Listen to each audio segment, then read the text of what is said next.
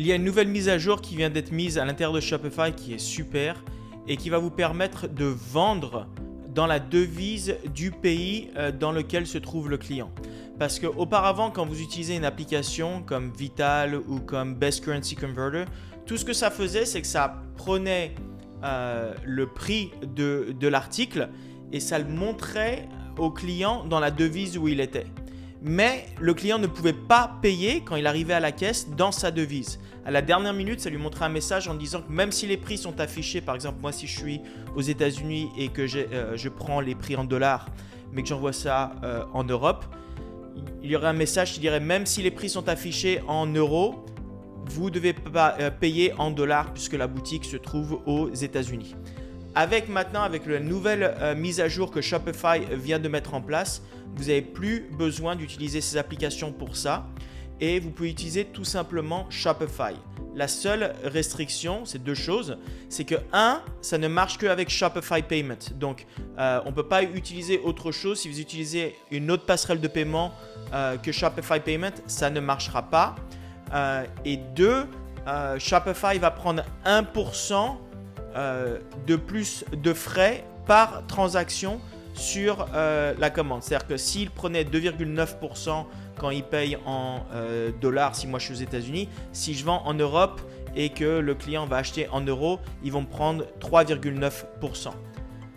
Par contre, ce qui va se passer, c'est que votre taux de conversion va complètement augmenter parce que vous allez montrer vraiment les prix dans la devise du client. Il n'y aura pas de problème avec sa banque pour acheter, les cartes seront moins refusées, les clients ne seront pas confondus par les prix, donc ça va vraiment aider à la vente. Donc comment mettre ça en place? Vous allez revenir sur votre boutique et vous allez aller sur paramètres. Et là, vous allez descendre et vous allez venir sur marché. Et là, vous allez voir que Shopify vous donne un aperçu de ce que c'est. Alors, il vous dit aussi que vous pouvez vendre c'est-à-dire que vous pouvez même mettre la fonctionnalité où vous pouvez avoir la langue.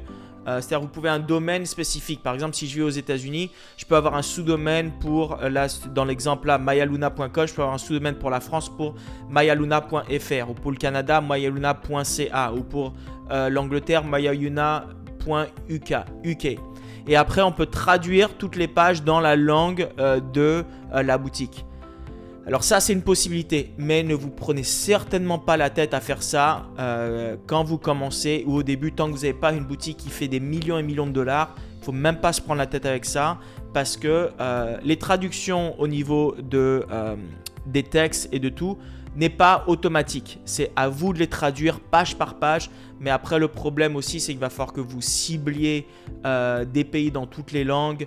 Ça devient vraiment une grosse prise de tête et le marché, que ce soit le marché francophone ou le marché simplement anglophone, est largement assez grand pour que vous ne cibliez qu'un marché. Donc, j'ai fait une autre vidéo dessus où je disais est-ce qu'il faut cibler, est-ce qu'il faut faire une boutique en plusieurs langues ou juste une langue? C'est toujours une boutique en une langue.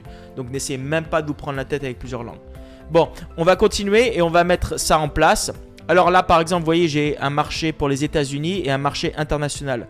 Donc, encore une fois, pour arriver à faire ça, il faut que Shopify Payment soit activé.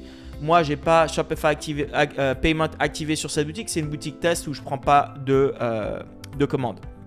Mais ce qu'on va faire, c'est que là, j'ai les États-Unis. Et ce que je vais faire, c'est que je vais venir ajouter un marché. Donc, je vais cliquer ici, ajouter un marché. Et là, par exemple, je vais dire Canada. Je vais cliquer dessus. Et là, tout ce que je vais venir, c'est que je vais venir prendre le pays dans lequel je veux vendre, comme le Canada. Alors, je vais rechercher ça. Canada. Boum. Je clique dessus, terminer, enregistrer.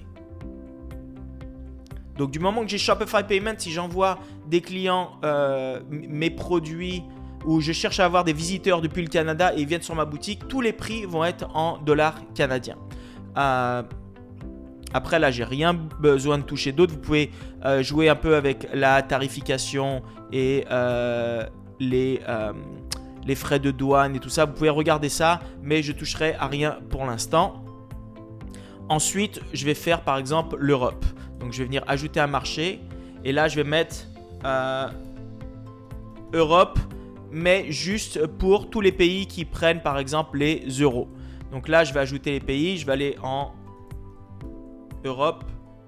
Donc voilà, je vais aller en Europe et je vais cliquer dessus. Alors, les seuls que je vais retirer, c'est les pays, bien sûr, qui ne prennent pas les euros. Par exemple, les Royaumes-Unis ne prennent pas les euros. La Suisse ne prennent pas les euros. Donc, je vais retirer tous ces pays et je ferai juste une autre région particulière juste pour ce pays. Donc là, je vais marquer terminé.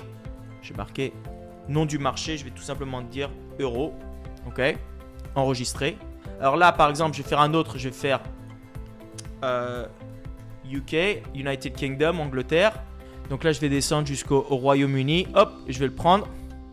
Et donc, j'ai le Royaume-Uni que eux vont prendre en pound sterling. Je vais l'enregistrer.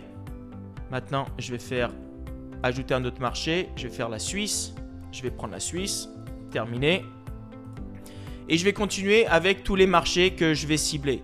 Donc, par exemple, si je cible l'Australie, qui va être en dollars australiens, je vais ajouter un autre marché. Là, je vais prendre Australie. Et là, je vais mettre boum, Australie. Et ça va être dans son propre territoire. Donc, pour chaque pays que vous voulez cibler, qui a une monnaie spéciale, vous allez mettre le marché en lui-même. Si vous n'avez pas un marché particulier, ça va être montré en dollars ou enfin dans la devise dans laquelle est votre boutique. Mais voilà, c'est ce que je ferai. C'est de la manière dont je mettrai en place les marchés. Encore une fois, il faut absolument que vous mettiez Shopify Payment pour faire ça. Sans Shopify Payment, ça ne marchera absolument pas. Donc, allez mettre Shopify Payment et je vous l'ai dit dans d'autres vidéos, activez aussi ShopPay. ShopPay, ça marche avec Shopify Payment. C'est la plateforme de paiement qui regroupe toutes les boutiques Shopify dans une plateforme pour pouvoir payer en un seul coup avec la plateforme de Shopify. Ça aide beaucoup aux conversions. Allez revoir la vidéo que j'ai fait dessus. Mais voilà comment mettre en place les devises dans les pays individuels.